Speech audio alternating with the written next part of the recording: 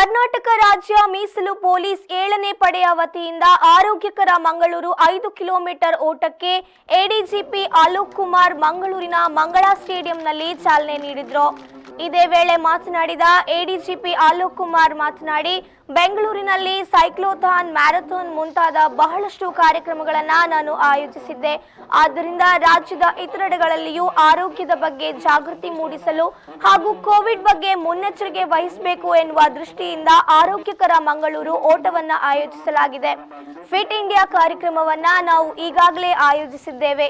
ಅದೇ ರೀತಿ ಆರೋಗ್ಯಕರ ಮಂಗಳೂರು ನಾಗರಿಕರಲ್ಲಿ ಆರೋಗ್ಯ ಜಾಗೃತಿ ಮೂಡಿಸುವ ಸಲುವಾಗಿ ಎಲ್ಲರ ಗುರಿ ಇರಬೇಕು ಎಂದು ಹೇಳಿದ್ರು. ಮಹಿಳೆಯರು ಬಹಳ ಹಿಂದೆ ಮ್ಯಾರಥಾನ್ ನಲ್ಲಿ ಯಾರು ಭಾಗವಹಿಸಿದ್ರು ಅವರು ಎಲ್ಲರೂ ಸೇರಿದ್ದಾರೆ. ಎಲ್ಲರಿಗೆ ನಾನು ಧನ್ಯವಾದ ಸಲ್ಲಿಸ್ತೀನಿ. ಮತ್ತೆ ನಾವು ಒಂದು ಡ್ಯೂಟಿ ಮನೆಯಲ್ಲಿ ಇದ್ರೂ ಕೂಡ ನಾವು ಏನಿದೆ ಒಂದು ಕಾರ್ಯಕ್ರಮ ನಾವು ಯಶಸ್ವಿ ನಾವು ಮಾಡೋಣ. ನಾನು ಎಲ್ಲರಿಗೆ ಒಂದು ಸುವಾಸವನ್ನ ಕೊಡುತ್ತಾ ನಮ್ಮ ಮಾತು.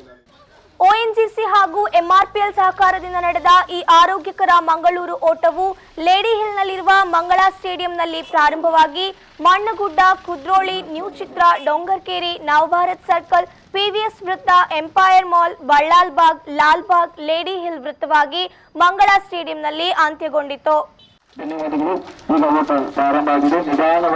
ಸಾಮಾಜಿಕ ಅಂತರವನ್ನು